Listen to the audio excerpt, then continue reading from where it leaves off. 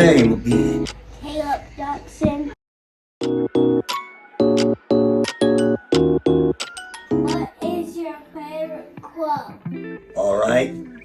Nothing is impossible with God. Can you tell me about life when you were my age 7? Yeah, when I was at 7, I went to school. Name of that school was East Thomas School. That's the school I went to over in East Thomas. We only had 4 rooms to the entire school. Wow. And I enjoyed going to the school, lived down the hill from the school. And we could run home at recess. That's time when you get a little something to eat, but we had to be back in time. Things were not exactly like they are now. Didn't have a lot of traffic all out in the street. How old were you when you decided to fight for justice? I was about 21.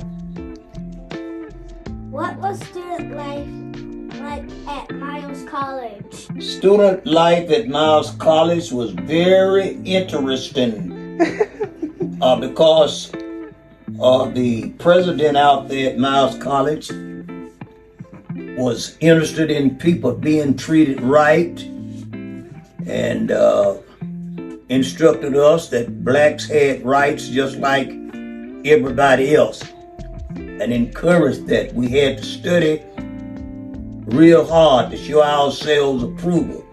Encouraged us to stand up and be first-class citizens at Miles College. I learned a lot out there because they had some very good teachers and the principals who encouraged us to be the best that we could be. What was one major obstacle you faced while fighting for justice? One major obstacle that we faced fighting for justice is because a lot of black people felt that it was just their responsibility not to have good jobs and to be able to work as managers and clerks in the department stores. Blacks felt that blacks couldn't be police officers. We had very few lawyers during that time, so our biggest obstacle was to overcome that, to get many blacks who didn't realize that out of one blood, God made all of us to dwell on the face of the earth. And we were entitled to all of the rights and jobs that everybody else was concerned. So it took quite a while for us to get that over to me. Did Dr. J give you any advice that you hold with you today? Yes, advice of love. He gave that to everybody. He was called the apostle of love. He taught people to love one another in spite of their color and to stand up and be strong and proud. I really thought a lot of him. He thought a lot of me. And he appointed me the city convener over the minister's leadership training program. That was my job, to meet with the ministers at least once a week after he gave me that assignment, to encourage them to continue in the way of love and nonviolence. We had a big job trying to keep some of our people from being violent. We had to continue to teach them to be loving and faithful. I said a little while ago that the main thing that's most important to me was getting all the people to trust in God.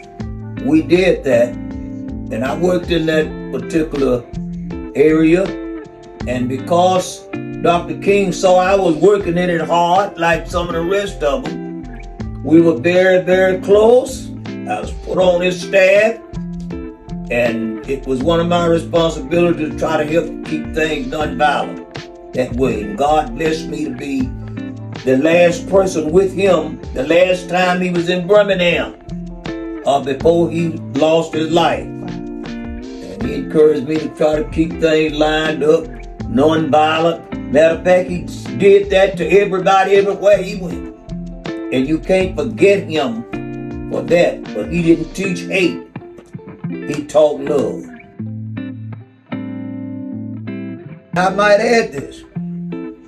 Because of the people, how they stood up courageously here in Birmingham.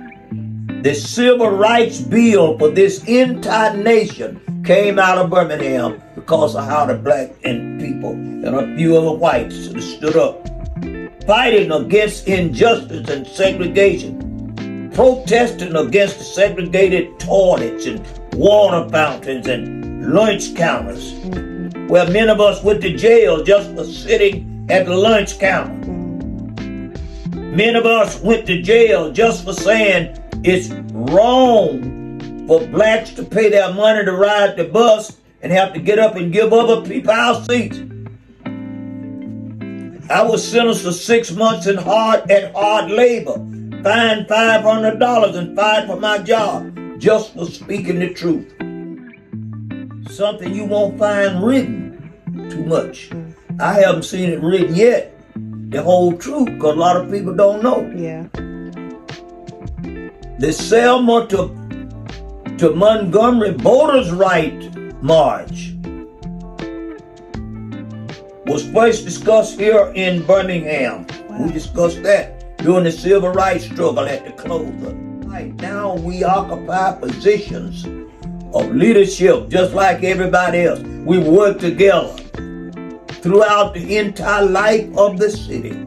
But I will say that Birmingham is a great place that has made a lot of progress. Now there's still more progress to be made, but God has brought us from a mighty long way.